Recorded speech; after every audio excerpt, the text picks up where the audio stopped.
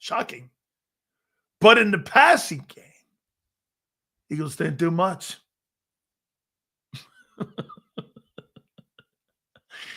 First team offense ran the ball a ton.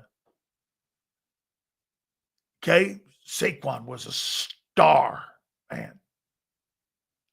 Hurts did have a third down throw in the red zone with chances for a touchdown, but both fell incomplete. Wrote like a Hemingway line. Get this. Here's Elliott Spitzer, Shore Parks guy. Watch this. Look. Jalen Hurts dropped back. Had his eyes set on A.J. Brown. The pass was right there, but off the fingertips as he casually goes to the ground. All look around like a fucking soliloquy. You can fucking write like a sonnet for like a Shakespeare sonnet. To be or not to be? Is he struggling? Yay or nay? Without further ado, holy shit, football was back last night. And watch it. Hey, by the way, not to pollute anything. Fucking not one goddamn thing I'm concerned about because that's who we are. We're the Eagles. We don't worry about shit. My boy from Birds 365, Big Z. Zander Krause, how you doing? What's up, Big Sills? How you doing, brother, on a football Friday? I am just sitting here like I'm a DJ pounding out hits, bitch. Bada boom, bada bing. Yeah, well, I'm about to come and pour water on your mixing board. Hey, by the way, all this shit ain't me, bro. I just listen. I'm a listener. I'm just listening. That's all I do here. And so, I'm an observer, and I'm observing that this team is ready to fucking rock, baby.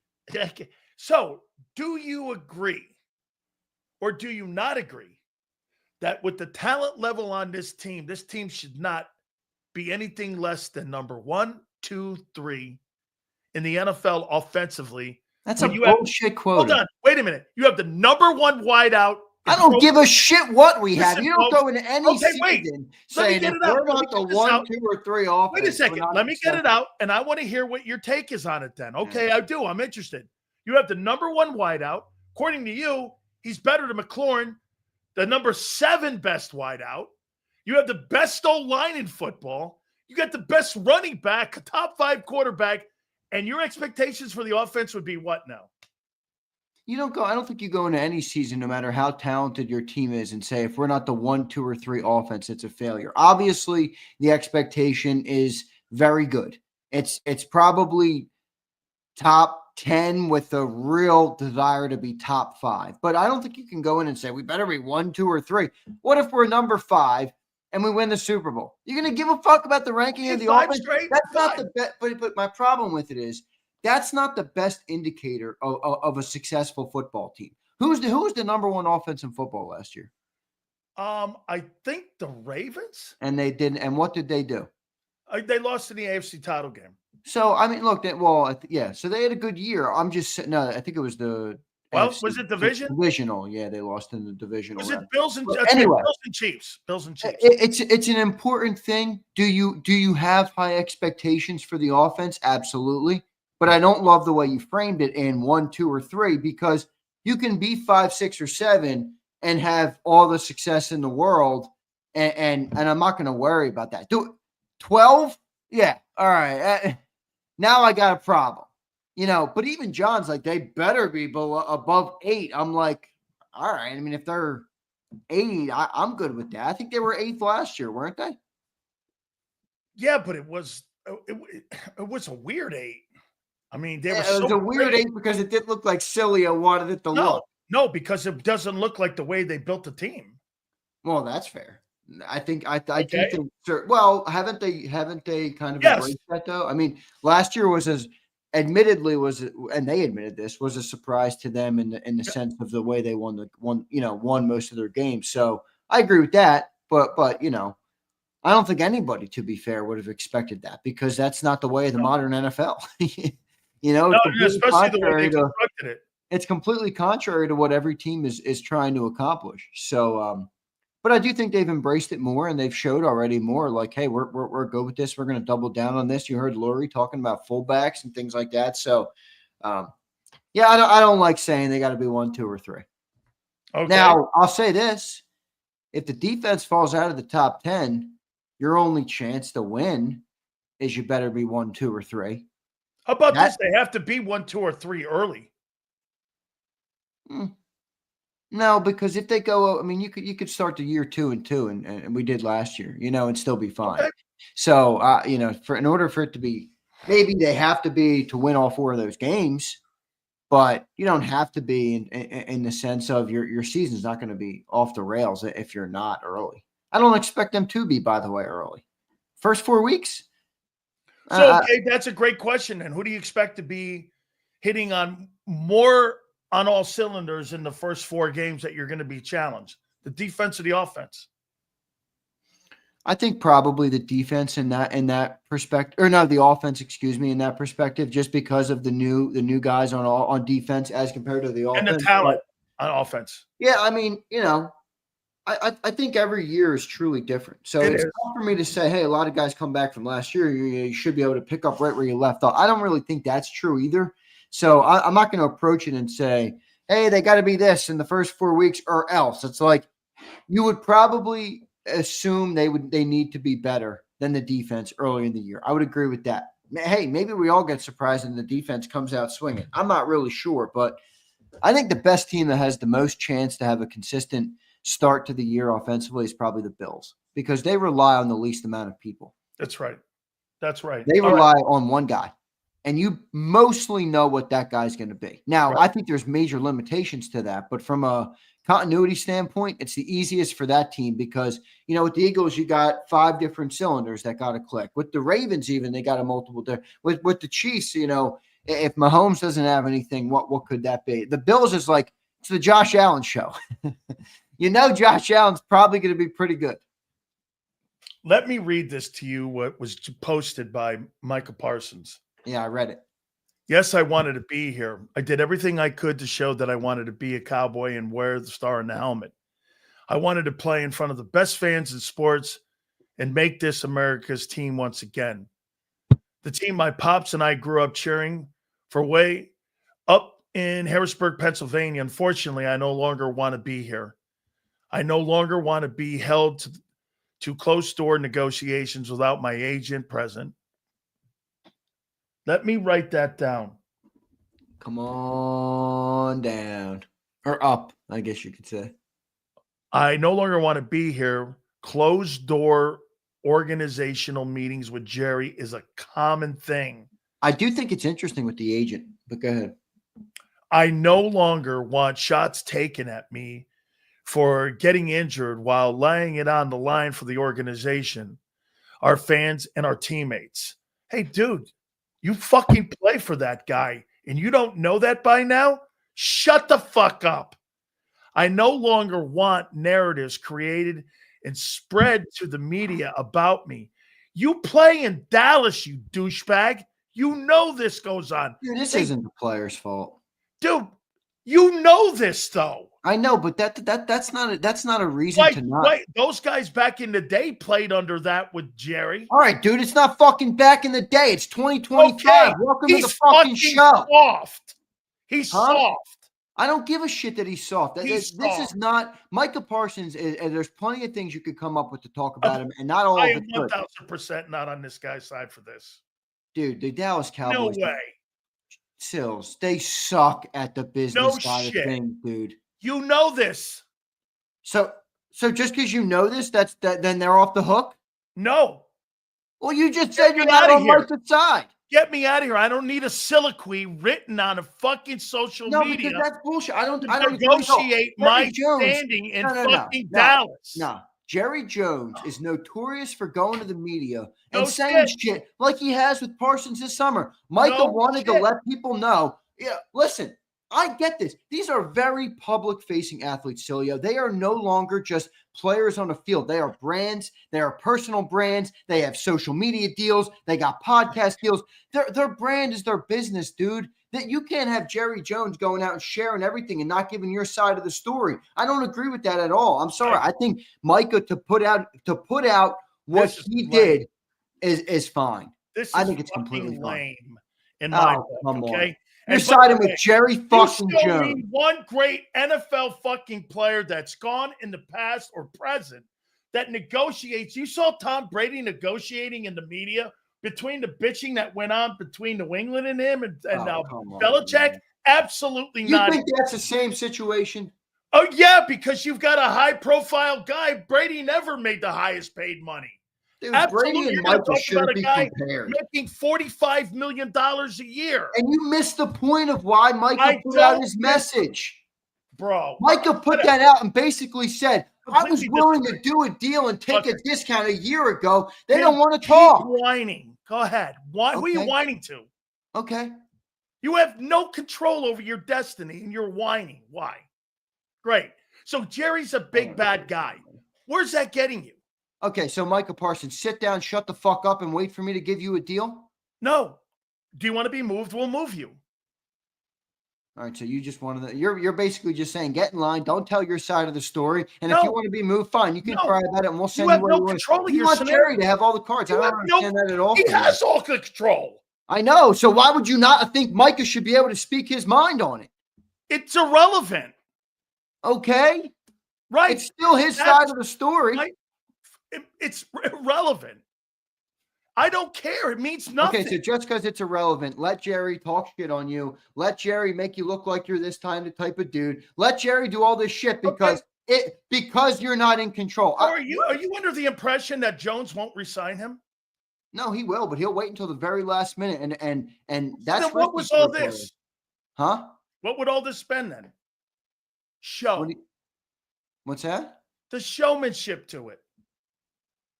If you don't know this guy's creating a fucking dialogue for everyone to talk about. And why hasn't he paid him? Because he likes the show. So Micah had some showmanship to him today. Who cares? Again, it's irrelevant, right? It's all about. But Micah had a point. You're missing my point, dude. No, I'm not. Because I know this guy and what he does. This is something he wants. Again, that's not just a reason to just accept it. Oh, I know Jerry Jones is going to dick me around in contract. Okay, lay down and just fucking accept it. Fuck that. Okay, well, good. And guess what? Kids, sit down. I'll tell you when you're going to get paid. Okay, yeah, that'll go real well for the Cowboys. Yeah, because $45 million will shut his hole. All right. Yeah, that'll go real well for the Cowboys. Put Micah Parsons on the bench. I get it. He has no say in this. Dude, that's not the point. We know he has no say. No shit, that it. Dude, maybe we're talking about the same thing here because at the end of the day, it's irrelevant what he posted. I don't give a fuck if he's happy or not. I don't think it's irrelevant from the court of public opinion standpoint. I just don't. Public opinion's not going to get him paid. Okay, who the fuck cares? That's what I'm saying. That's what I'm saying. There's more to this than the contract in Dallas. It's irrelevant. Exactly. Oh my God. Hey, Zander. Sills, you're coming at this with a 1990 approach, I'll tell dude. you what we're going to do. We're going to agree to disagree on this because at the end of the day, I fucking am nowhere in the room on that. So let's just say this. Do you think there's any interest with the Eagles in this? I think he's probably too rich. I would do it. Okay, who would you give up? Yeah, that's the question. That's why it's probably too rich. You're probably not. Look, it's probably not realistic to speculate him going to the Eagles, but I would ask a question to everybody, and I don't know. I'm sure everybody will have a little bit of an aneurysm, but I'll ask it anyway. Nolan Smith and a first-round pick from Micah Parsons. Would you do it? Okay, what do you think of him as a player? Elite pass rusher, probably not as versatile as of a guy as Vic wants. In terms of stopping the run, setting the edge, and doing the other things. What would you have given up for Myles Garrett? Myles Garrett's better than Micah Parsons. Okay. Older. So we talking 2 ones maybe? Huh? For him? Maybe 2 ones for Myles? I mean, somebody comped up the if you remember when Khalil Mack was originally traded, he was 27 years old from Chicago. Yeah, there was a lot of shit given up. Like a lot. 2 ones, I think. That's 2. right, from the Raiders. Yep. like 4 or 5 picks. Yeah, I thought there were like 3 ones in there. There might have been 3. It might have been 3-1. Actually, let me pull it up so I can get. I thought Gruden got 3 ones for that. But and remember too, Zander, you got to put a $45 million number on that. Yeah, this is what the Khalil Mack trade resulted in. 2 ones. 2 ones. Yep, 2 ones. Wait, here, let me get it. A potential comp. So the Bears gave up 2 first-round picks, a 3rd-round pick, and a 6th-round pick for Mack, and they got back a 2nd and a conditional 5th. So 2 ones, a pick swap basically from 2 to go backwards to 3. So 2 ones. You're looking at 2 ones. 2 ones. You're looking at 2 ones. 2 ones and maybe an off. See, this is my biggest problem with Parsons because I'm not one of the dudes who's going to tell you Micah Parsons isn't a good player. This is my problem with him. What Sliger says. Sliger says Parsons is not a Fangio edge. Right. Run first. Yep. Edge setting first. Yep. Do you understand? That's why Hassan Reddick and Bryce Huff couldn't make it here. They were pass rush first, right? They weren't run first. Yeah, right. You know, I don't really buy into any of the bigger personality problems with him. I think he would fit into the Eagles well, actually. And probably play better because there'd be 2 better guys that could stop the run. Yeah, and I think that the culture is set. With Dallas, it's a fluctuating thing that is set by whatever is going on at the current time, and that's what Jerry wants. It's a lot different. It's a lot different in Philly. I think he would fit. I actually think he would fit in a little bit. Maybe you would get more out of him because there are so many motivated players around him. Whereas in Dallas, it's a fun paycheck. You're done in January, and you enjoy summers in Cancun. You know, I don't know. Maybe he wants that too. Some players would probably want that versus the Eagles style, which is intense and serious and championship driven and high. I mean, you know how it is, Sills. I'm sure you saw it in your days in college. Yeah. Not everybody wants to play for the top dog, dude. It's a pain in the balls. It is. It's a pain in the balls. So I don't know. I don't think it would ever be realistic. I just threw it out there to try and see. Is it money or is it fit or both? That you think would be a problem. And I think he's worth the money. I don't know if he's worth it in Philly is the problem. Do you think that Howie would ever run something like that by Vic, or would he make the call on that himself again? I don't know. That's one I think Howie would go out of it, man, and make the call himself. But I also think Howie – I don't think Howie would neglect that inevitable reality. Like I do think that Howie knows that there would be some complications there with the way Vic has his defense. But I don't know. I mean, I don't know. That would be an interesting one. He's such a high profile player. You got to wonder that. Do they got the money for that, dude? They got to pay Jalen Carter $35 million next year. And you're gambling with this too, Zander. How do you know Nolan doesn't turn out to be a better all around player with the run and the pass rushing? Wait a minute. I don't think here's my take again on Parsons. Exceptional elite pass rusher. Plays the run kind of. Okay? He's not bad in coverage. He drops well. He's great at it, actually. But the one thing he doesn't want to do is really do the thing that Vic requires the most, and that is set the edge. And to me, that could be a problem, especially in a scheme. Now, to your point, well, you're now in a different kind of environment. You're in an environment where there's a culture that's set for you to be able to go and win. And if you're Micah Parsons, do you do this? Hey, dude, I get a Super Bowl wrapped around my name. With what my name is and my brand that you were talking about, we're talking about Canton maybe. Yeah. So, I mean, going to Philly has to help his brand. And you're inside the division that would play it would be a whole great story for him. So I don't know. I mean, yeah, see, but just to go back to our earlier discussion about it, and we obviously saw it a little bit differently, but like this is kind of why I said that. Twiz comes in and he says he wants $50 million. Well, Twiz, if you read his fucking statement, he was trying to show you that he actually doesn't. He wanted to be the top paid guy a year and a half ago. They would have paid him $30 million, and then it would have been a bargain a year later. Same way we paid Twiz, Hurts, Twiz, $51 million. He was the highest paid guy in the history of football. Now he's not even in the top 10. That was the whole point of Micah's thing was now everybody's going to say, oh, I held out so I could get the $45 million. No, Dallas waited. The market changed. Now this is what my market worth is. And yeah, now I'm going to want it. But I wasn't that dude originally. I kind of liked Micah Parsons' statement, honestly. Well, I know you didn't like it. Let me finish it because, Zander, I hadn't read it all.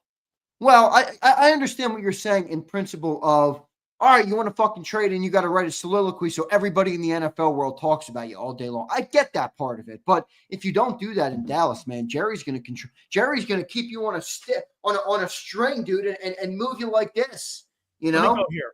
But since there is confusion out there, let me clear some things up.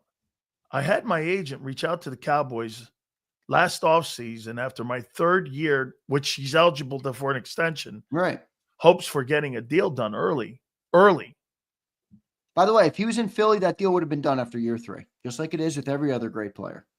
Unfortunately, the team did not want to start any negotiations at that point. Whew. Wow. I was okay with that. I didn't complain and focused on the 2024 season. After the season, I told my agent once again to let the team know we were open to negotiate.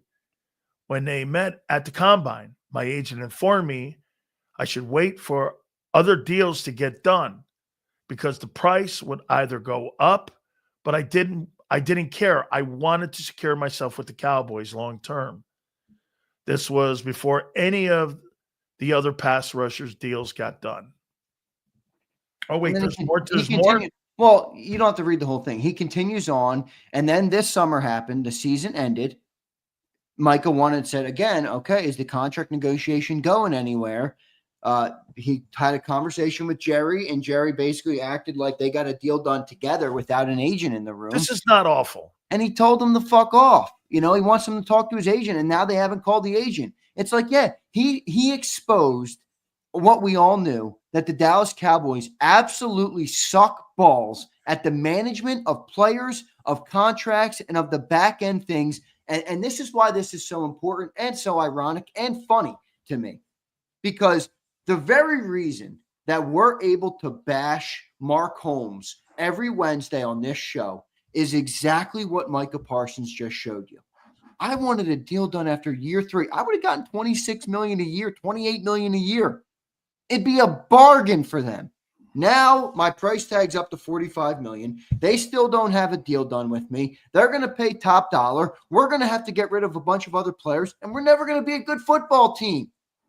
That's why I like the statement, because it shows from a player's perspective what the real dysfunction that goes on in that organization and why Jerry Jones truly only gives a shit. Everyone knows that. Huh? Everyone knows that's what goes on. Well, now you got an inside look at it. Yeah, no, but this is how he does business. This is how he dealt. And here's the one thing you got to remember what he does, which is really fucked up. Now, I'll say this to you. Do you think Howie grabs guys like Bond coming off the field or maybe in a practice goes like this? Hey, I'm working on something here for you. I'm trying to get something done. You don't think he sits there and tells a player? I could have sworn I heard Zach Bond saying that they had private conversations last year. Well, I don't maybe, but I don't think in that. I'm not talking about negotiating. I'm talking about, hey, we're working on something here. We really want you here. I'm not talking about sitting down going, hey, I want to pay you 45. I thought Bond said that. Yeah, I agree with you. There's probably something there, but I think it's a lot less serious than that. Like, you remember the time when Howie was doing, I don't know, he was at some comedy show or something. I forget the whole story, but he was basically speaking at some comedy show, and somebody asked him about Zach Bond. This is before Zach Bond got paid. This is the middle of the year last season. And he was like, yeah, if he keeps playing like this, I just want to remember us, Zach, so you can give us a team discount, basically is what he said. I think there's lighthearted things maybe, but I don't think Howie. No, I don't think there's hardcore I don't think conversation. he's talking any numbers like that with players, dude. I really don't. I think Howie likes going by the book. That's his style. Do you want me to tell you how Jerry does it?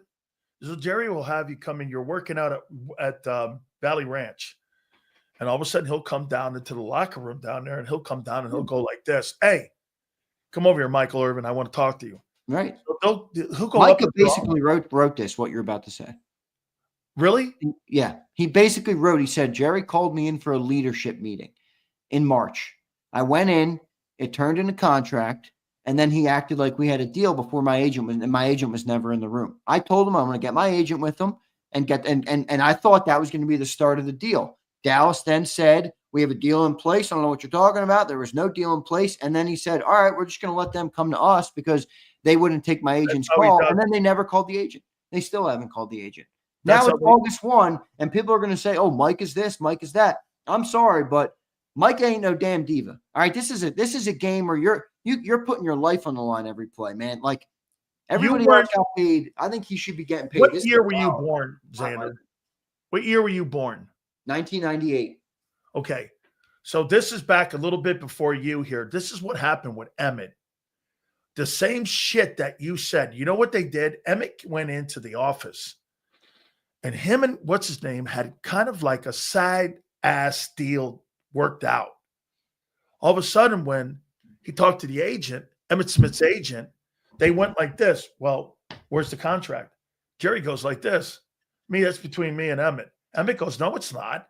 I told you my agent had to be involved.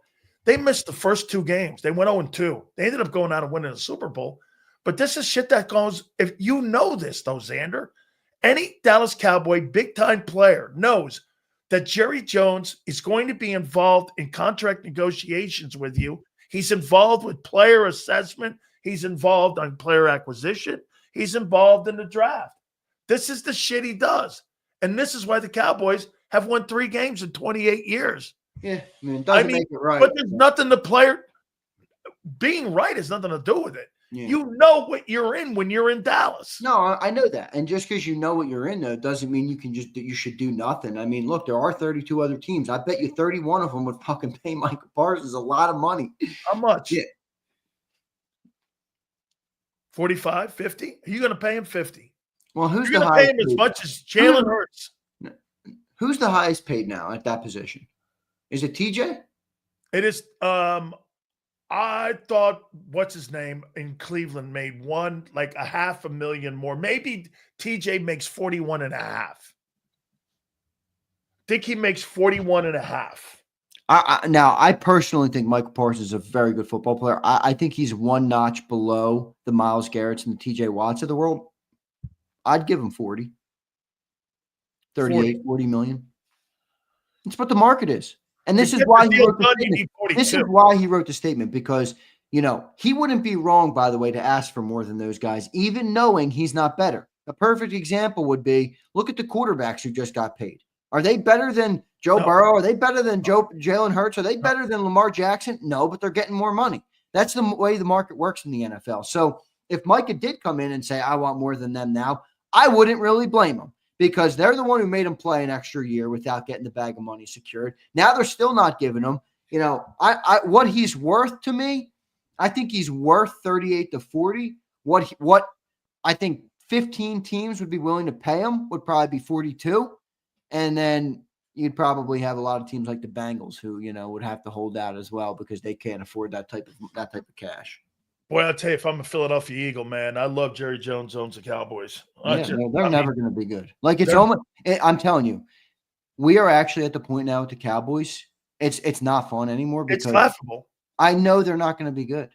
We all know it. There's no chance. They're not even guys. They're not even trying to compete with the Eagles anymore. No, I know. That's why I said 7 wins. I just don't see it. They don't even care. They're playing a different game. It's the Jerry business game. He's playing Monopoly. Give him credit. He's doing a good job of playing Monopoly. The value of his franchise keeps going up. Now you could argue, is that because of him or is that because it's the star? And it is the Dallas Cowboys, and he inherited a damn good brand as well. Now he's done a good job. I'm not saying he hasn't, but that thing would be worth a lot anyway. Come on, it's the Cowboys. The Panthers are worth $7 billion right now. So the Cowboys imagine if they were good. A lot. But yeah, it's become pretty boring. Just in the sense of, and you see it, like Mark Holmes joins, and I love Mark. I think that's a great segment, whether the Cowboys are good or not. But you can almost see the defeat on his face. He knows. Mark is smart. Mark knows they're not trying to compete. They're just trying to make money. That's it. And Jerry just wants to be in the news until he dies. That's it. How about this?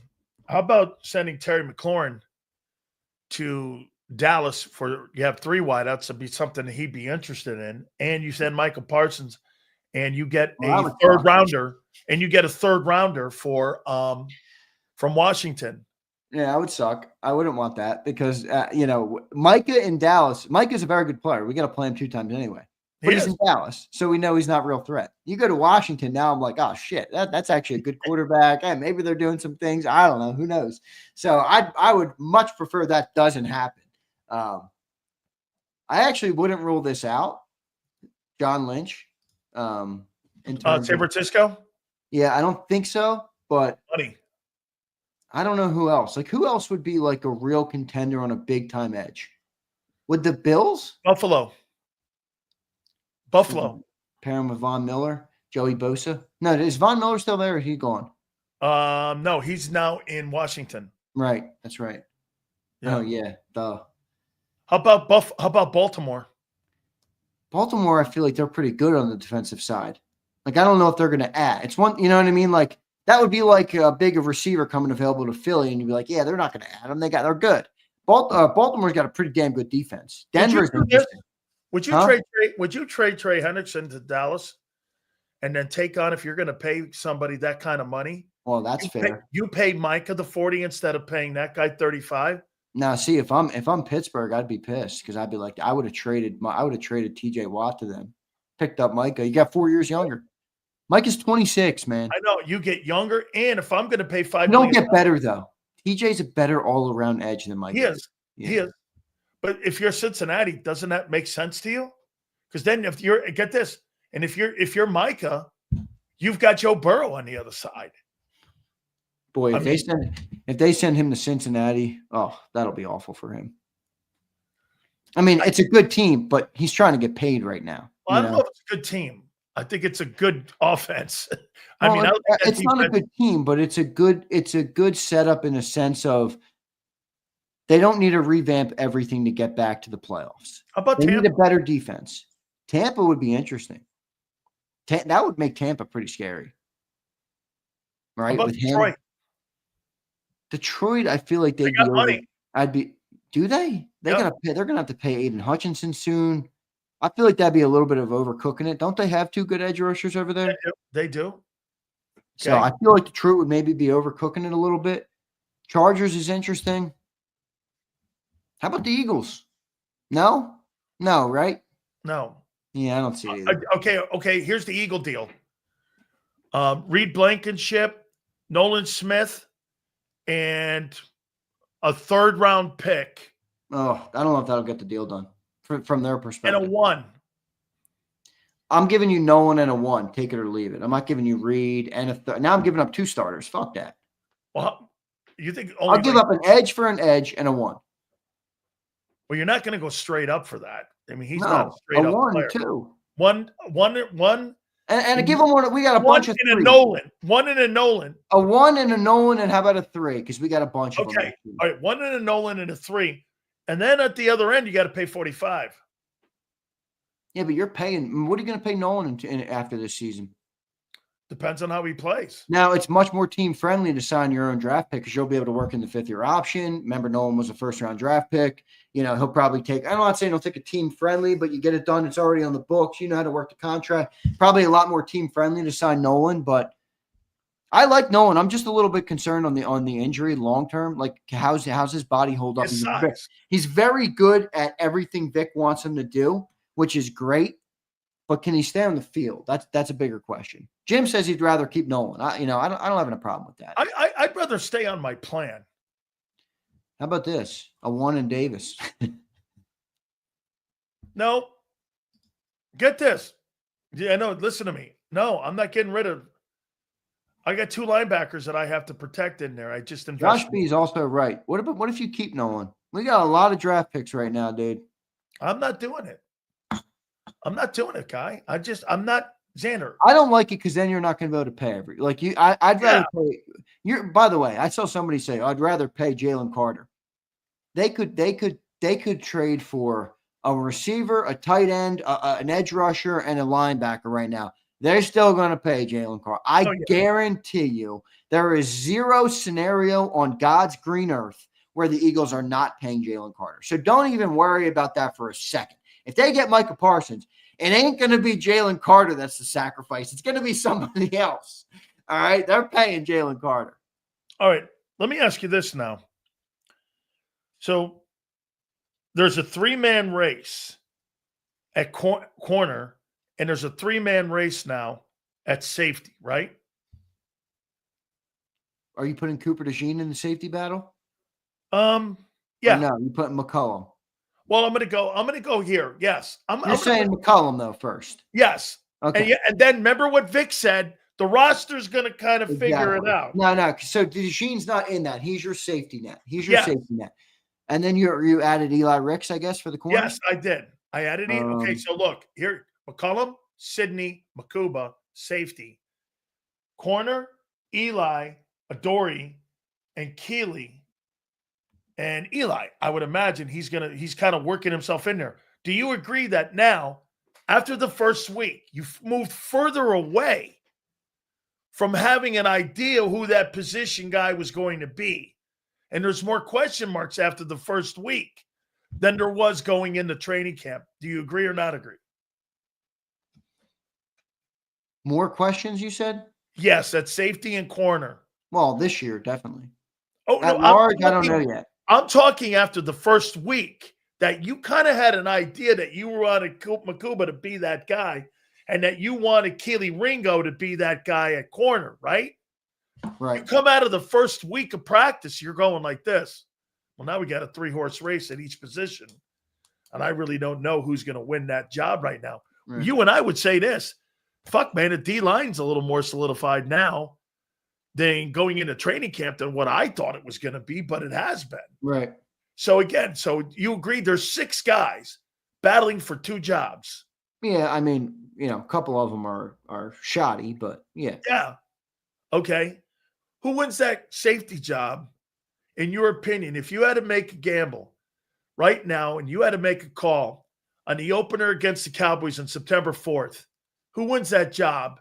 The opener or the season? I feel like they could be different. Safety. Yeah, I think we can only go to the opener now. I think opener I think opener is going to be Sidney. And I'll give Brian Pumper credit for that because I used to bash him and say Sidney's not going to win that job. I think Sidney. I don't think Makuba's going to be ready. Without the injury, did we hear anything yet on Makuba that he can play great, that he looks good out there, that he I think everything there is still. I heard he looks small out there. He looks small. We know that. But can he play? It's one thing to be small and be able to play. Nolan Smith is a small edge. He can play. Jalen Hunt, no, he's not really small. But you get what I'm saying. Can he play? I haven't heard anything yet that he can play. Now, he hasn't been out there, but that's another concern. Now you're talking about Vic Fangio, a guy who relies on practice snaps more than most coaches. I think this answer will become clear. If Makuba doesn't play in the first preseason game, he's not playing week 1. If he plays that's 6 days from today.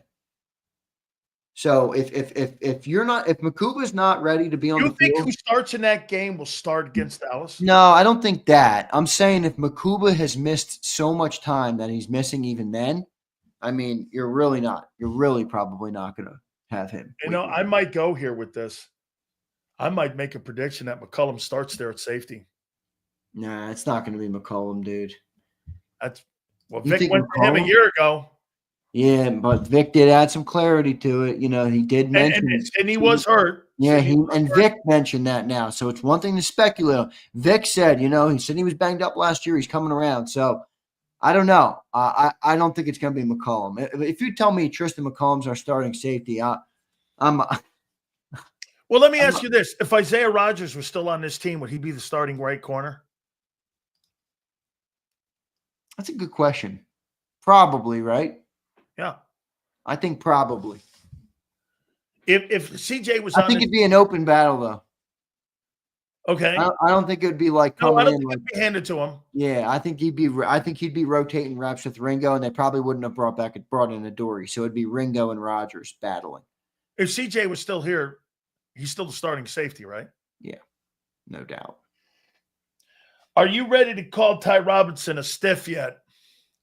No. He's a defensive tackle. They take time, man. They take time. You mean like Jalen Carter? Oh, yeah, because Jalen Carter is the rule. Well, right? Let me ask you this then.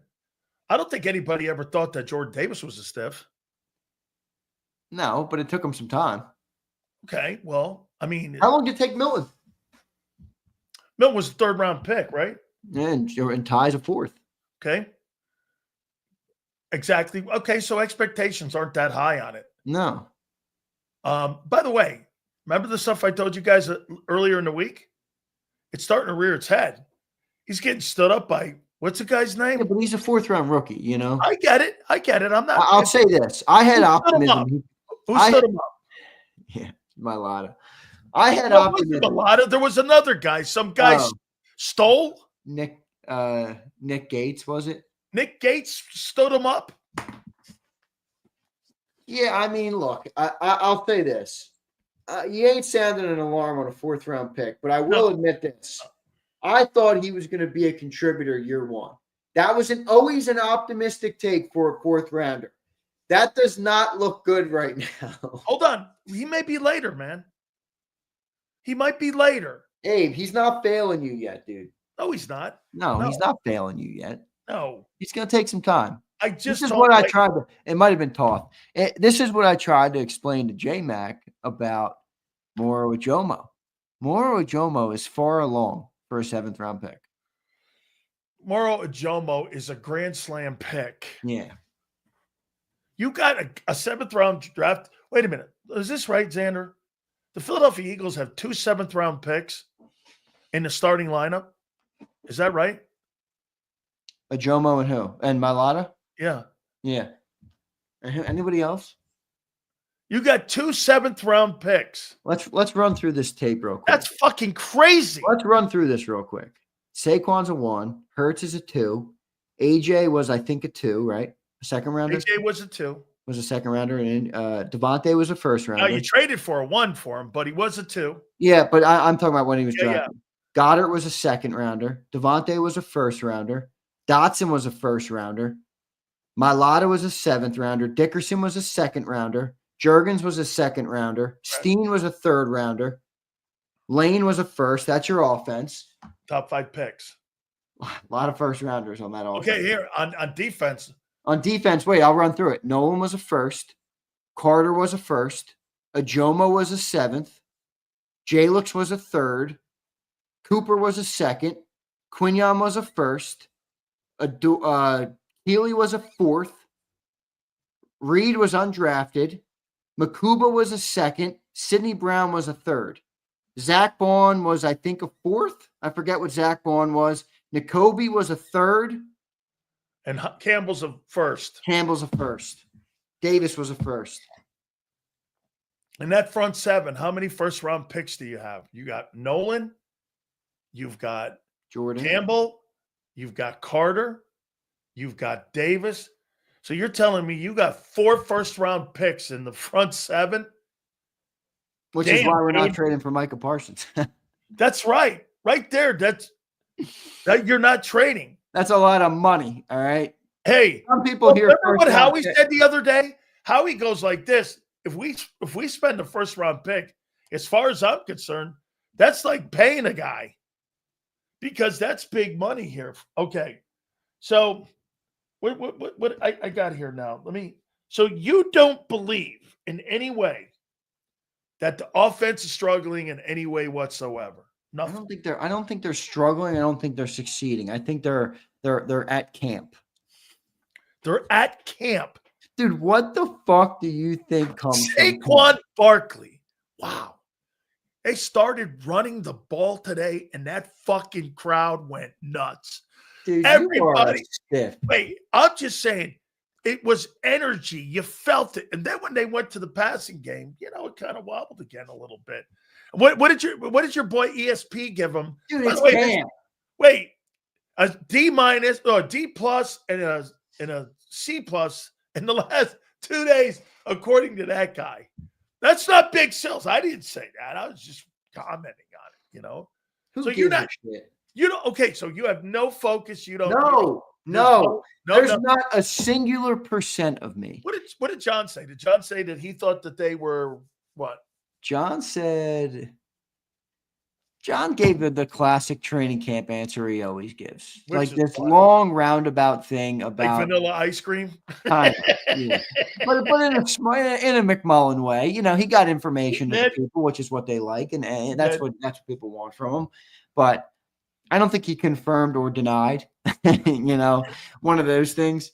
But no, I'm not worried about damn offense right now, man. No, you're not even gonna convince me to try and is it a little bit? No, you can't even convince me of that. Of course, because I get it. All right. Hey, by the way, I like that kid Eli Ricks today. Did you? I did. I mean, I liked Trump him talking in the mic. Right? I thought he was good, man. Ivanka Trump liked him too, right? Yeah, man. I mean, I like him. I think. Oh yeah. Okay. Who do you think? I'm Prince. And listen here. I look. Hey, I liked him in front of the mic, and I liked how he was talking. I didn't know him and Adoree Jackson were friends like that. I guess they're two LA guys, and they had known one another because they went to high school. He went to Carson, and I know that school pretty well. But hey, man, I mean, where do you think he fits into this, Eli Ricks? I think he was getting cut. Remember I said yesterday, I think he makes the team, dude. Well, he was getting cut until yesterday. Now I think he's making the roster. I don't think he's a chance to start yet, though. No. He's too small. He can't. He's awful in run support. He is streaky in coverage at best, and he's as unproven as anybody else. Jod Campbell's starting now, right? I think so. Not confirmed yet, but I think so. And what we worked on, I love when we have conversations, because I'll tell you why. I did that exercise with you about who they keeping. And now all of a sudden, again, that conversation is starting to become because of what I heard today. So when I heard that Jod Campbell was lining up outside, this is exactly what I was talking about. Thanks, Clint. That they were trying to save 2 roster spots by putting Zach and Campbell outside in rotation. So after Uche and Ojulari, Zander, they're going to get 2 roster spots. So let me ask you one more time here. Do you think the Eagles keep 9 like they did last year, or do they up it to 11 offensive line guys? And I say this to you before you answer. Last year, they were more of a pass-thinking team heading into the season, right? Now, you're a run team heading into the season. Does that decision change? Yeah, it's a good question. I think it does. And the other variable is this year is they have more NFL-ready offensive linemen than they did last year. They got a lot of – I think they're deeper now than they were a year ago. That's what I mean. They are. Now, the starters I don't think are as good. I don't think Tyler Steen is going to hold the candle to what Micah Becton was last year. That's just how I feel. Now, like I said this morning, I have kind of a hard time worrying about that in the sense of you legitimately have 4 all-pro / Pro Bowl caliber linemen next to you. You know what I mean? Like it's hard to be like to worry about that player when there's that much good around him. So I'm not worried about it, but I don't think Tyler Steen's going to be nearly as good as Micah Becton was. I think people sleep on what Micah Becton was last year. How many times did we watch Saquon hit a hole last year behind Micah Becton? A lot. 6 yards down the field too, right? Blowing dudes and then to the house he went. I mean, so we'll see. Are you concerned about Zach Vaughn missing 3 straight practices? Fine. I think they're being super cautious on guys like him. Same with Devontae. How about Cam Jurgens not being Cam is interesting. And they are fumbling the ball a little bit up in there too when it comes to quarterback center exchanges because they're using different dudes in there right now. Are you concerned about Cam? Cam had a pretty significant injury. Different reason, yeah. It's not about back injury, right? Right. It's not about like you asked me about Bowen. No concern. He's not coming off a big injury. Jurgens got back surgery. Yeah. Like, that's a wild card. So I'm sure everybody in this chat is somebody in their life that has had some sort of back problems. Horrific. Back problems are brutal, man. It's debilitating. It's debilitating. That's the best word for it. Now, that's not to say he didn't get the best surgery and all those things, and maybe he got stem cells and all sorts of different shit to try and treat it up. But I think it's fair to say, hey, let's see what he can be this year. Is he going to be as 100% as good as he was a year ago? I don't know yet. Same with Nakobe Dean. Like, everybody's excited for Nakobe to get back. Me too. Are you sure he's going to be 100% of the player he was a year ago? I don't think I can make that statement yet. Well, how about I know this, that I could pretty much make this statement. There's probably a better odds that he's not going to make the year because he hasn't made it 1 year since he's been here. That's true. Okay. I'm just going by the player's record, right? Right. We're going to do that. All right, Zander, let's get to some supers, homie. All right. By the way, you do believe Micah ends up getting signed, though, by Dallas before the start of the season? Yeah, I got to think that's – you don't Would think you trade him? I don't think they're actually going to trade him, do you? I said this, man, a couple days ago, and I said it a week ago. You might want to take that Micah Parsons deal and try to get a Jerry Jones version of what Jimmy did with Herschel Walker. Dude, the Cowboys have so many holes. O-line, D-line, linebacker, running back. I mean, really, you sign a guy for $50 million. How does that help you win 12 games? Well, if Howie had that many holes, do you think Howie would – if Howie had the roster of the Cowboys right now – would he pay Micah 100%? Would he pay Micah? Micah would have been paid 2 years ago. Okay, that's a different – yes. But he would – okay, if Jerry fired himself and hired Howie Roseman today, I think the first thing Howie would do would be sign Micah. You don't let players like that walk out the door. You just don't. That's bad football. Those players, whatever you think of Micah Parsons, all right, at large as a player, those players are rare in the league. All right. There's not that many dudes that are that good. Every team has hopefully 2 to 3 to 4 guys that are that good.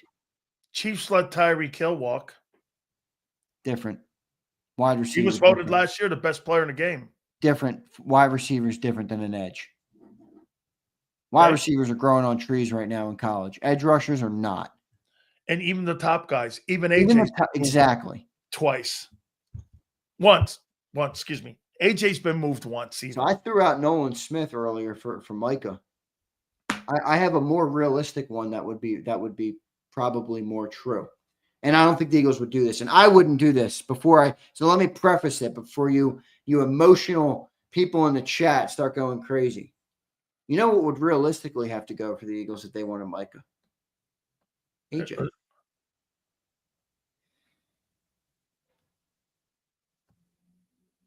That would be straight up, though. Yeah.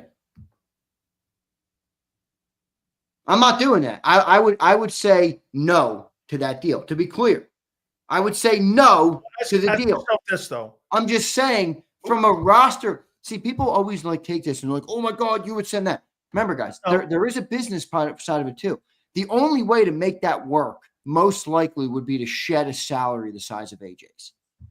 That's correct. That's exactly how they would do that too. They would rob Peter to pay Paul. Okay, who gives me the best chance of winning a Super Bowl? AJ. Now, wait a minute.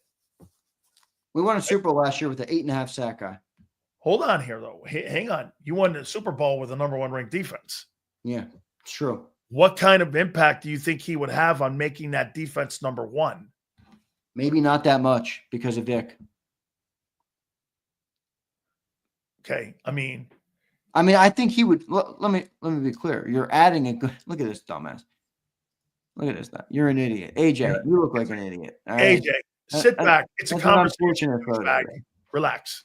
I might want to change that profile picture. Well, wait a minute. You know what? Not quite as good of you as you think it is. Hey, AJ. Well, let me tell you what. If you're going to ever make a conversation about trading for Michael Parsons, Zander's exactly right.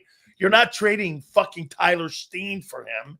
You're trading a top flight guy. By the way, Nolan Smith is not in that room. See, this is interesting. Here's a Dallas fan checking in. I'm a huge Cowboys fan, but I would have traded Micah 2 years ago. He's just a pass rusher, undersized and can't see the edge, gets washed out in run defense. That's my take on him. That is totally my take on him. Do you know, Zander, that the 3 years he's been a starter there, they've ranked 19th in total defense? You're going to pay that guy $50 million. Like I said, and I've been saying it and harping on it. 3 guys you're going to pay that kind of money to win 7 games. I'm not going for Micah. I was just throwing it out there because here's one thing we can all guarantee.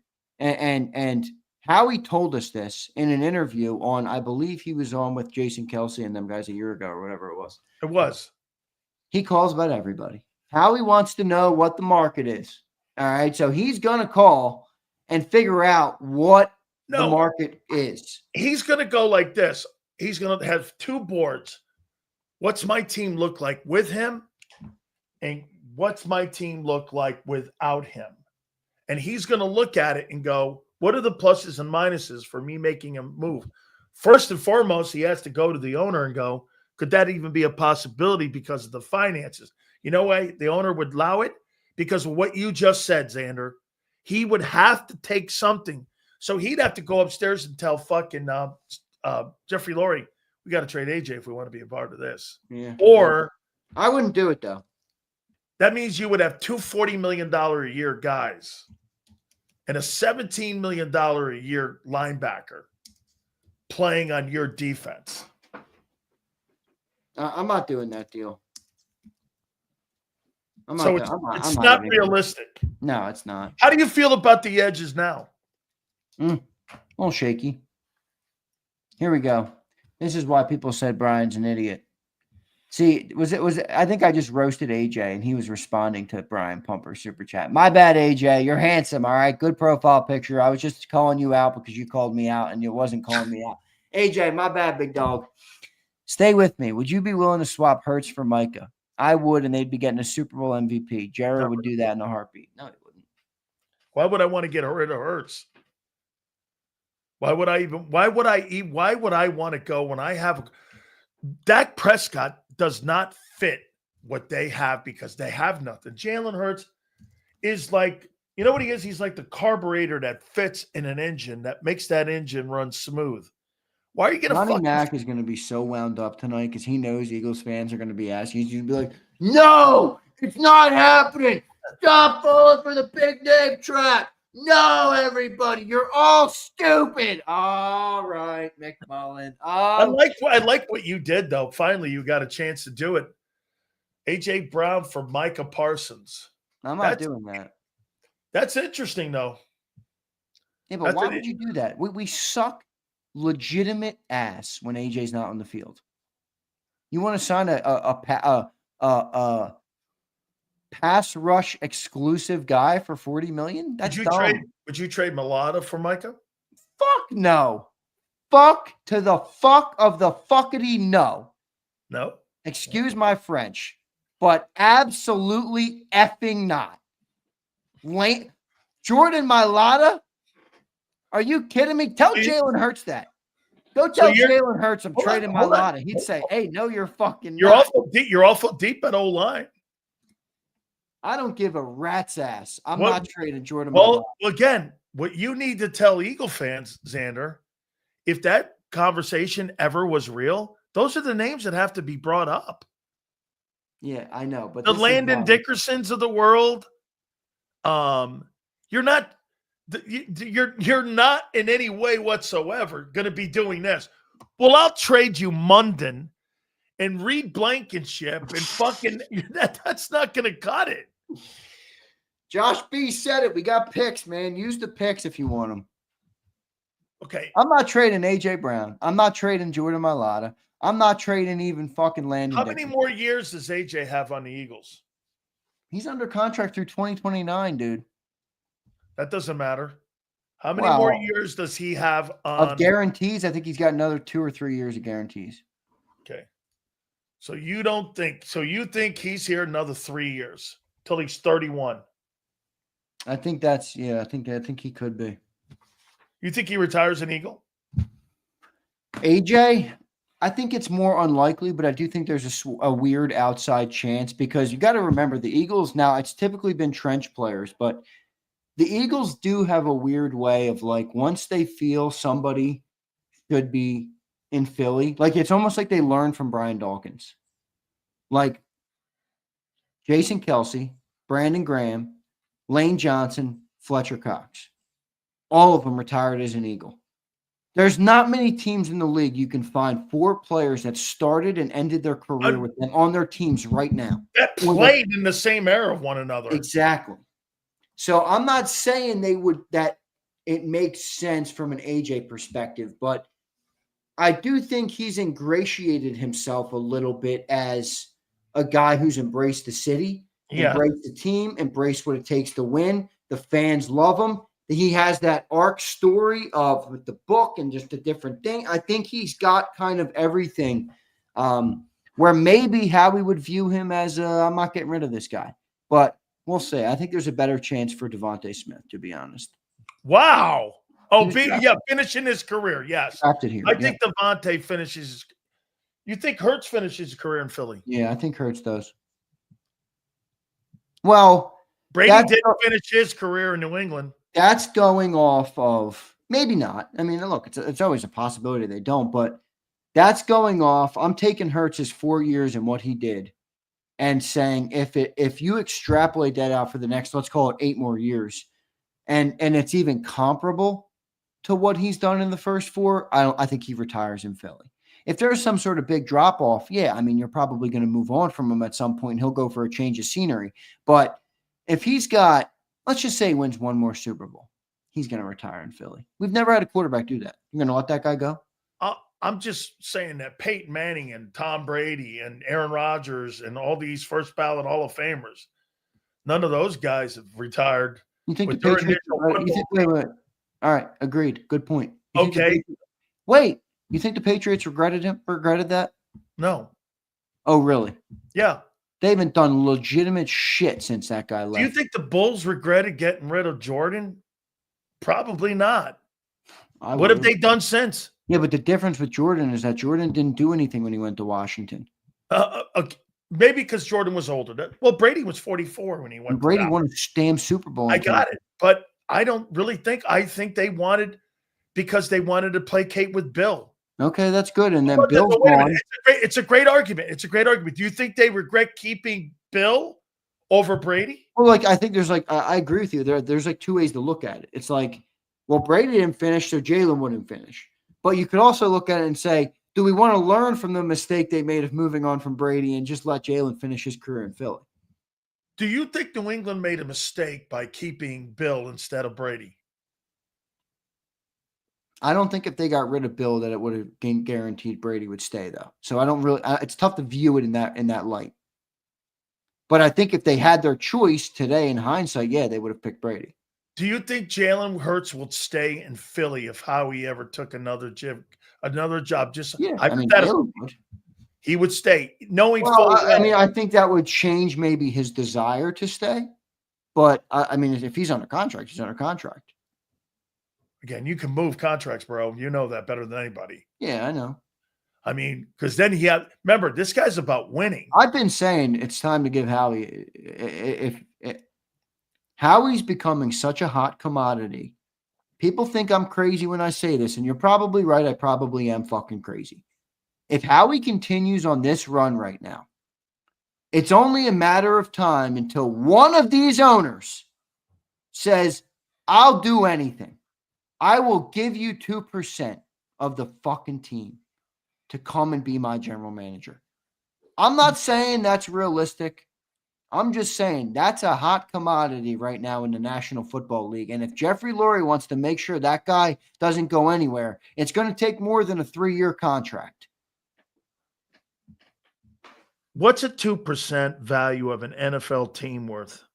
2% of the Eagles would be $200 million if you valued them at $129.8 million would be the evaluation of 2%. So they'd give him 2% of 10 bills. Is what? 200 million. 2% take in an average NFL team is worth approximately $129.8 million, based on the average team value of $6.49 billion. Yep. And the Eagles just got valued at 7.5. So call that number 140. Okay, so that'd be $140 million. You don't have to give him it in cash, by the way. It's equity. By the way, I don't really think that's a lot. You just gave Jalen Hurts more than that. $250 million. And for 4 years. Yeah. I don't really think that's a lot, man. I'm not, again, this is all crazy talk because owners aren't going to give up. Owners. The only thing I'm saying is that I do wonder about when someone comes into Howie and makes the deal so good he can't say no. Or Jeffrey Lurie. And what I mean by that is this. What if an owner came in and went, I'll give you 4 first-rounders for him? You know, coaches have been traded. I would say no. Wait a minute. Coaches have been traded before. Yeah, I know. But I would say no, because what's 4 first-rounders if I don't got the GM to pick them? You got Julian fucking Lurie. Well, that's another variable here about Howie. Yeah. How old is Howie Roseman? Let me look that up. 70, I believe. Howie? No, that's Lurie. Oh, Lurie, yeah, Lurie. Howie Roseman is 50 years old. He just turned 50 in June. Okay. He's gonna be in the NFL circle for another 25 years. Until he's 75? What's the average age of retirement in America? 65? Yeah. All right, call it another 15. 70. All right, just say 15. 15 more years. Okay. You know? Is Lurie going to be here another 15 years? Does Howie want to answer to Julian? How about this? Wait a minute here. I got one for you. So, okay. Like you said, he wins another Super Bowl this year. That'll be 3. You mean to tell me he don't want to go to the Jets? And Woody Johnson? That's what I'm saying. And Woody Johnson will do this. Let me get challenged. Right. And Woody Johnson will say, I'll give you a lot more money than he's giving you. He has more money. He owns Johnson & Johnson. I know he does. He's a rich dude. That's right. Okay. Let's read some of these supers, bro. All right. With that shitty pumper super chat, get that thing off my screen. Cody says, stir in the pot, Saquon for Micah. No. Cody.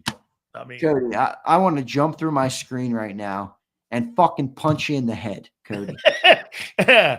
Not because I hate it that much, but because why'd you even have to bring it up? I mean, you could maybe make an argument you should make that deal. Running backs don't have a long shelf life. Micah Parsons is a 26-year-old elite edge rusher. You want to hear this? It's crazy. Micah's got more value. That's what I'm saying. Yeah, he's younger. That's tough. But again, and like I Cody, said, you have to fucking do it, Cody. I know guess what Cody did. He kind of undervalued Saquon right there because Cody, Micah's got a higher volume. Cody, next time I see your ass in person, we gotta have a talk. Josh B says, talk to J-Mac about a 3-way trade where we get Micah and Herbert. Oh my God, he will combust. He will combust. Hurts looks pedestrian. Get off that contract now when we have Tanner Delphi. Hey, nobody wants Tanner Delphi. No, nobody wants Tanner. Nobody wants Tanner. Stop it, Pumper. Kyle Kokorski says, I think McWilliams might be the number 2 guy or slot guy. Interesting. Hey, well, he's made a place for him on this roster in the first week. Can he keep it up? That's going to be another thing to keep on, guys, is that some of these players, what if Keely Ringo picks it up and all of a sudden has a really great exhibition game against the Titans, right? Or excuse me, against the Bengals. What if he plays well? Then you got to start going back to the conversation of who he really wants. I think he wants Keely Ringo to be the corner out there, don't you? I do too. I think he wants him to start out there. I like McWilliams in the slot, and you're talking about moving Cooper into the safeties end with that in base, right? Christopher says, what's the cost for a team to make this trade? 2 ones. Okay. 2 ones. 2 ones. 2 ones and a 3. I'm just putting in like. Now wait. It could be a player and a 1. Like I think the objective value would be 2 first-round picks, and I don't think bottom first-round picks. That's right. That's where I'm. Listen. Okay, so you come to me and you go like this if you're Cleveland. Or the Eagles. Or wait a minute, I have no interest in trading with you. 1 year in my division, and secondly, you pick a 32? Fuck that. I need someone in the top 5. Right? I want someone in the top 5 for me to be able to make those value picks up there. I don't want to. If you're the Cowboys, you're not trading with winning teams. You're trading with shit teams. Yeah. You're trading with the Titans. I think in a way, Micah was just trying to force their hand a little today. They were showing no activity, you know? I don't Oh, know. I think Maybe Jerry will stiff him, but that's a funny. Jerry will get the kick out of it, and then Michael. I mean, Jerry won't get the last laugh because his Jerry team loves this. blows. Jerry loves this. I know he does. Dang says, I think it's smart to release a statement because it challenges Jerry's ego, calls his bluff publicly. I agree, Dang. Not a bluff, man. He wants this. I know, but orchestrated this. Yeah, but Sells, I'm a little surprised that you're having such a hard time understanding from a sense of, what the public perception of somebody matters.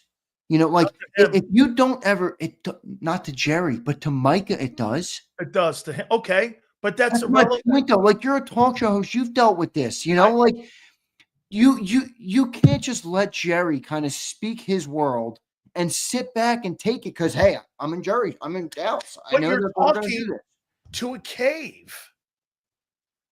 With him, he doesn't care, dude. I know, but dude, it's for public. Okay, so you're saying for Micah, it's good to get it off his chest. Okay, for Jerry, he doesn't. My point was this, dude. He doesn't give a fuck. I know, but there is also a pressure perspective too. Dallas fans could say right now, Mike is holding out. Huh? If he wanted to sign him a year ago, you would have done it. I know. Jerry does shit on his own time. Jerry blows. Jerry legitimately stinks as an owner. Dude, wait, I want you Zander, before you go on. You really think I'm going to take the guy over the guy who fired my fucking coach? I just know that guy. I know, but I don't love your. Listen. I get where you're coming from with it. I don't love your reasoning for not for like. I know he's going to do that. That's the fucking point. I know. Finally, but here's what I think other players in Dallas are thinking right now. Finally, a player with real star caliber stands up because Dak Prescott, he got walked around like dirt on the bottom of the shoe. Yeah, Dak got his money. He's jolly and dancing at training camp. What about the other dudes? So finally, you have Micah, who's a real superstar player, stand up and say, this dude's running this franchise like a numbnuts.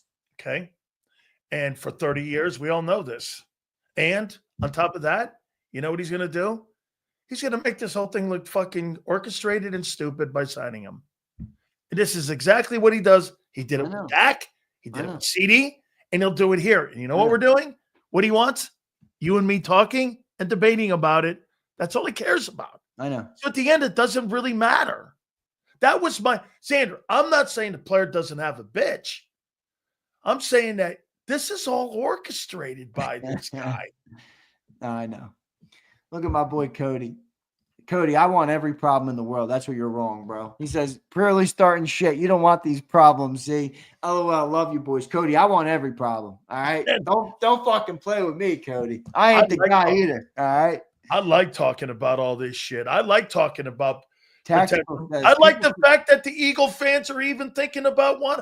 Hey, they're not. Wait, we don't want this. Okay, out of how much of a percentage of the Eagle fans do you think want Parsons on the team? Well, I think there's a percentage that knows he's a pretty good player, and they've joked about it in the past. So I think there's like a joking element of, hey, it'd be fun, get Micah Parsons. But when push comes to shove, it doesn't really make a whole lot of sense for us.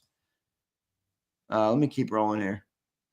Tough week for Sills. I got Zander 5-0 for the week. Ice your wounds this weekend, my friend. You know what? Get 3. I've had a grand slam. Keely Ringo will be beat out by week 1. And like I said, your safety position, you got 6 guys, as I told you in the offseason, battling. I've had a phenomenal fucking week. By the way, I've not been wrong at all at anything. I told you Ty Robinson was behind the sticks too. Hey, I'm good. I feel awful power. By the way, Eagle guys, banger. You should back your Eagle guy. JD3 with a banger. Absolutely. Hey, JD3, when you get a take right, let me know. Here's a guy screaming in a hole who's 0-7 himself. Just dropped. Guy's fucking terrible. On your Football Friday show. Terrible. He dropped a nuke on There's your not a Friday. guy in here that's like JD3 that's on a losing whim. This guy is so bad. How's it feel to be down 5-0 after the week? Never happened. Aunt Betty, what's your score this week? Aunt Betty, what do you got? You I've had a grand slam. Aunt Betty, I know you have a hard Maybe time one breaking thing. some big sales, but I Maybe know one you got thing me I've been 5-0 wrong this on. week. Name me one thing I've been wrong on this week and so far in the exhibition season. That your corner and your safeties would be a fucking 6 dudes trying to fill 2 spots. We'll see. JD, Okay. this is how you know you're right. Look at him. He can't shut up. I'm good. Oh, I've had a phenomenal week. Oh my God. Grand Slam Sills. A JD3. And by the way, it ain't even a banger. fucking meal at Denny's. This A JD3 banger. Slam. What a great week. Oh, Look at by the way. Bone. Jeff Bone dropped 10 beans and says apologies to Aunt Betty. For who? For what? I don't know. I think he just wants her to know that we love her here. And if Jeff, you see some stuff that makes let me her tell uneasy, you something, Jeff. Aunt Betty gets into the fire. She's got to take the fire. You want to start barking some fire? You got to take the fire too in here, man. Just remember that. Zander doesn't take any bad shit towards Aunt Betty, though, so we're good. Dude, I'll tell you what. It must suck to be down 5-0 to me this week. Absolutely a fucking lie. Woo! I know. Ready? Where the Sileo fan? What did you win this? Name me one argument you won. What do you mean? I've dismantled everything. You tried to get me nervous about the defense. Tried to get me nervous about the offense. You tried to get me nervous about Patulo. You tried to get me nervous about everything that's happening in camp. No. I'm just responding on what people are saying at practice. I dismantled. You dismantled. Not what? You dismantled the fact that the offense this week has blown passing-wise. How'd you dismantle that when everyone saw it? How in the world is that true? Bonehead, I love you, brother. Hurts is getting D pluses and C minuses by your boy, ESP, and yet guess what? He's fucking playing great ball. I can't wait. Oh my God! How about Rich just saying $10? Dank Bird Gang. Rich, thanks, dude. Dude, that's awesome. You look better with the Jerome jersey. Jeff, have I showed you Jeff Bone in the Jerome jersey? No. Oh my God, it's tremendous. What you got planned this weekend, dog? I'm going to my girl Ocean City. I thought you hated that place. Oh,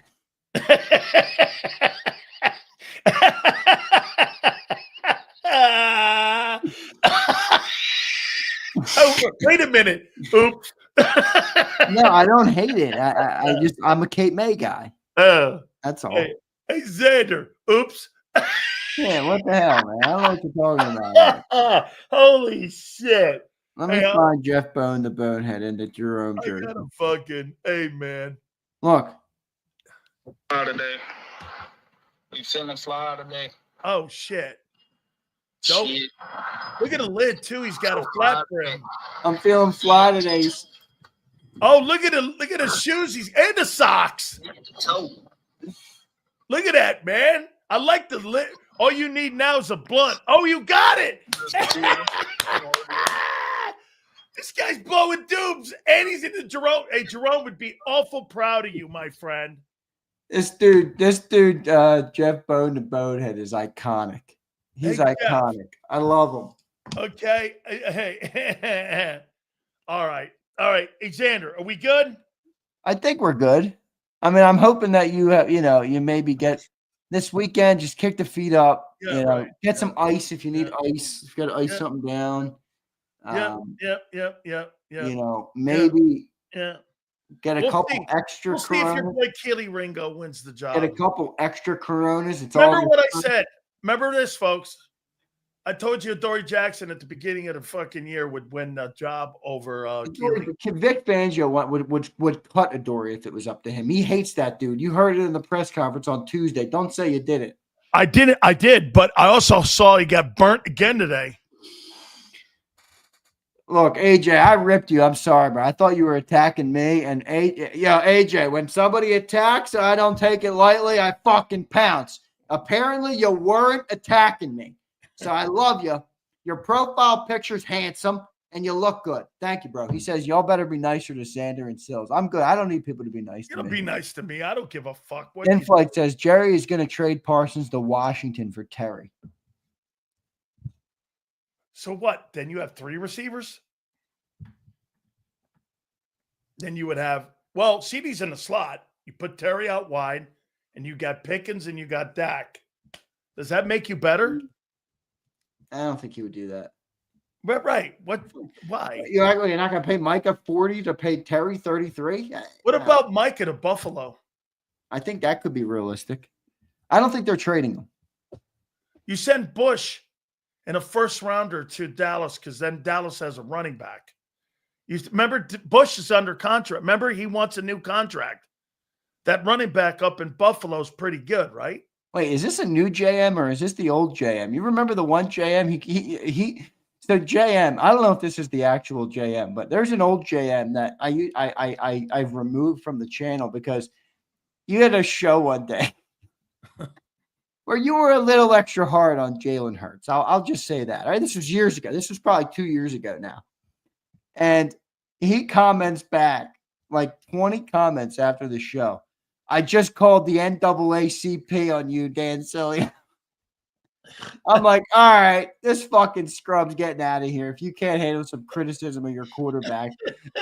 And then wait I a don't minute. know if that's him. That might be him. I was talking about Jalen's passing and his passing technique, and this guy somehow tied that into the NAA. I don't, JM, you're not the old JM then. You're not, just tell me you're not the guy that called the NAACP, and I will know from now on that it's not you. JM goes. So here's his complaint to the NAACP. Now he cries about JAKIB and all the other Eagles. Wait, I got a guy in Philly. He's really being racist in the fact that Jalen Hurts can't throw the slant pattern. Oh my God! It might be him. It might be him. Only in sports talk could you get shit. Let me make sure I got all of our supers because we were getting them a lot. Cody said we saw the real Jerry back in the day. Ask Jimmy. That's right. Yeah, because what happened is Jerry had to sit back and watch Jimmy do all the work, and Jerry didn't like it. He's been the worst. If you had to pick the worst general manager in football, would Jerry be it? Contract-wise, right? Worst GM in football, you said? Contract-wise. Contract-wise, definitely. He's paying Dak $60 million. No other quarterback's even above like 55. He like wasted money on Dak. Would you take Trevor Lawrence or Dak? I'll take Trevor. I'll probably take Trevor too. Yeah. I feel like I can mold that guy better. Put him on a better team. Right? I would take Trevor Lawrence over him. Would you take Herbert over Would you take Herbert over Dak? You know what I've learned about Dak? Because I actually used to be one of the Eagle fans that actually wasn't like a Dak hater. I was just like, look, it's not all his fault. I don't hate the guy either. No, but I used to say Dak's a pretty good player. He's accurate. He can throw the ball well. He moves the ball around the field. He spreads the ball around the yard. He's decisive with the football. You know, I used to comment, you know what I don't like about Dak that I've learned over the years? I don't like his mindset. I don't like his mentality. I don't like his approach as a man. Tell you something. Go ahead, finish this. I don't like the way he handles his business. I don't like the way he treats how he carries himself as the leader of a $10 billion organization. I don't like that part of it. You know, it's not about the football field for me. I don't like the way he's a leader and the face of the franchise. How about this? You want to hear something Bruce Arians and why Tom Brady said about Jalen Hurts? I got this from Bruce Arians today. You want to hear this? You're going to fucking love it. So Tom Brady, when he's in practice, okay, and he was in practice with the Buccaneers, you're going to love this. Tom Brady never threw picks in practice. You know why? He practiced the way he was going to play always. If he didn't see it, he never forced it. He checked it down in practice. Brady never threw picks in practice because he didn't want to practice forcing the football into tight windows. It's a less percentage play of me completing because when I'm in a game, I'm going to play like that. Wait a second. Didn't you give Jalen Hurts shit for that last year? That's what I'm going at. I want to tell you what was said to me today. That this is what's troubling. What they're doing is they're working on the passing game right now, right? Tom Brady never forced footballs into tight windows. It's a practice habit. This guy, Baker Mayfield, turns the football over in practice like a fucking ton. He's turning the football over, and it's driving people crazy. And I'm going like this, man, there's a mindset on how you play the game. And I said this about Jalen today. I'd rather take a guy with 25 touchdowns and 6 picks than a guy with 41 touchdowns and 16 interceptions. Wouldn't you? Yeah. Turnovers lose games. Yeah, big time. Touchdown passes don't. That's why bettors love, like sharp bettors love turnover differential. That's like you can, if you want to look at the way a sharp bettor is going to bet, look at the turnover differentials of two teams. That's like one of their biggest indicators they use all the time, because turnovers decide the outcomes. 70% of the time you can decide who's going to win a game based on the turnover differential. So that's a great lead into my boy Philly Godfather will join us at 5:30 too. We'll talk about the book. I gotta go. I got a night show, and I've been yapping with your ass for an hour and 40 minutes about Dakota Prescott and Micah Parsons and Jerry Jones. You're like Jerry Jones. Now I know why you got the cowboy helmet above your head, because you're a Jerryite. You're a Jerryite. Yeah, that's right. I like the guy, but you're a Jerryite. Like the guy who fired my coach. You're a Jerryite. No, I'm a Jerry realist. I know the guy's a dick. You defended Jerry today. He's I a didn't clown. defend it. I know who he is. You're missing that point too, not defending it.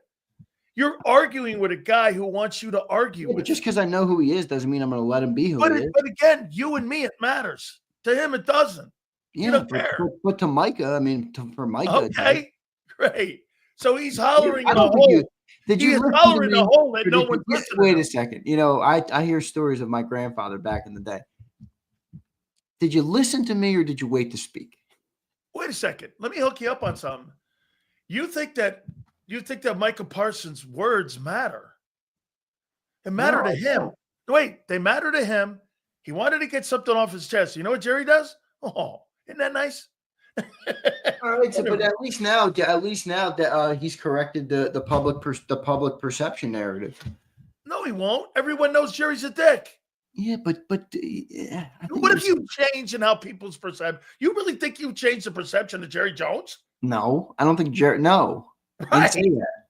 There's no changing of the perception of that. There is. Go and read. He waits. What? That he waits until the very end. Go and read Dallas.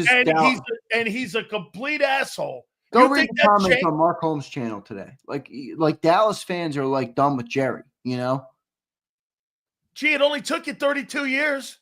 Well, they've been done with him for a while. I'm just saying, Michael wants to make people know, hey, I'm not the asshole in this, and I think that's fine. I have one favor today on Birds 365. One favor. Start the show off with this. Oh. John, what do you think of Parsons potentially coming to the Eagles? I want you just start the show. I'm gonna ask that question, but I'm gonna hit you with something that you used to hit me with. What do you do? Fucking mute it. What do you want to sit in the chair on my show now, guy? It's my fucking show. Sit back, kick your feet up, and enjoy the fucking content. Hey, guys, I got the content. All right. Hey, I just want to hear it. I'd like to hear that at the top. Give him the meat, kid. All right. Give him the meat, please. Hey, have a great. By the way, I'll leave you with this. Have a great time at Ocean City. Dude, stop. All right. Hey, have a great time at Ocean City on the boardwalk, bro. Make sure you get yourself some taffy. Saltwater taffy, I heard, is big there. I might just sit in the Corvette. Big Z, we'll catch you later, bro. All right, buddy. I appreciate it. See you, everybody. Love all you guys, man. Got you, man. I appreciate it. That is Big Z. Absolutely, man. I don't know if I was supposed to say that there. I got to pay some bills here, man. Hey, Big Sills, man. By the way, before we pay some bills, Jerry's a savage. He said he heard louder screams to pay CD. He didn't say that. Please tell me, because a twist, if he said that, that is exactly what I'm talking about. That's exactly what I'm talking about. If he did say that, I wouldn't trade for Diddy Parsons on a 9.5-foot hole. Wait a minute. Did he really say that? Twiz, please tell me he said that. Jerry's a savage. He said he heard louder screams to pay CD. Wait a minute. This is exactly what I'm talking about. Hold on. Oh, my God. That's exactly what I'm telling you. Jerry Jones said, I heard louder cries for CeeDee Lamb to be signed. Oh, my God. Oh, he is a fucking savage.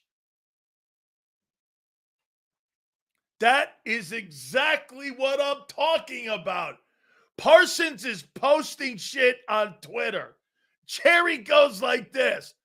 There were more cries for CDs being signed than him.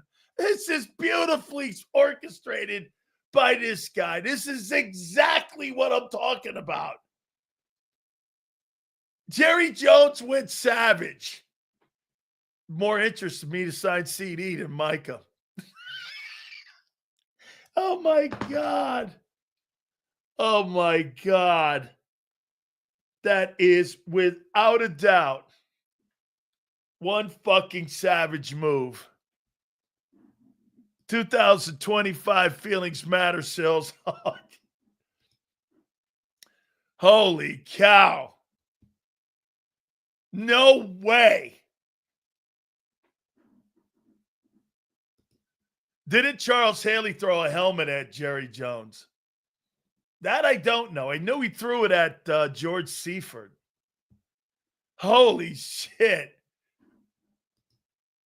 Jerry runs a circus. I mean, whoa. Parsons to the Raiders with Crosby. They got the money. It's a good take.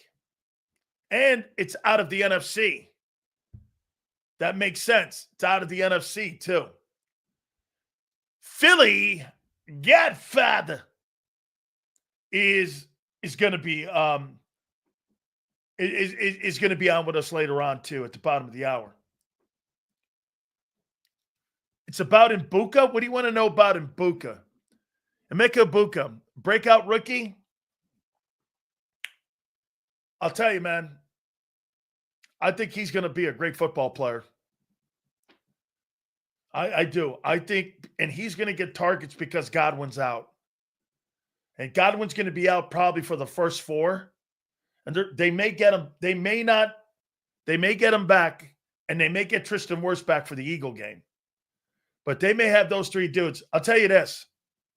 They easily could have the 3 best wide receivers in pro football as a group. The 2 best are Philly, Cincy. You could make the debate on what do you think? But the best 3 receivers, also Los Angeles, you could make the comments that 3 Mbuka, Godwin, and Mike Evans. Is there a better 3? And Mbuka will be better than Jahan Dotson just by the simple fact of volume. You don't really throw a lot of passes to your number 3. That's not a bad idea. Parsons to the Cardinals. All right, let me pay some bills here. Folks, our great friends at Morgan & Morgan are proud to be part of the program. And once again, how about this? These guys are re-upping with us. They're sticking with us. They're staying with us because they have for 25 years. We are so proud to have them part of the program. And I tell you, I love the fact that we have Morgan & Morgan because you know why? They're the number 1 injury law firm in all of America for a reason. You know why? They win. Thousands of attorneys from coast to coast, family run. This business has been around for over 25 years and family run. I told you why John got into personal injury is because his brother was injured and he got it and went into the business. And he said this, no one will ever take advantage of my family or your family. Do me a favor, folks. Log on if you have any issues or if you've ever been injured. The number 1 injury law firm in all of America. forthepeople.com/Big Sills or Pound Law 529. That's FORthepeople.com/Big Sills or Pound Law 529. And do me a favor, you tell them Big Sills sent you. This is Eric. When he got in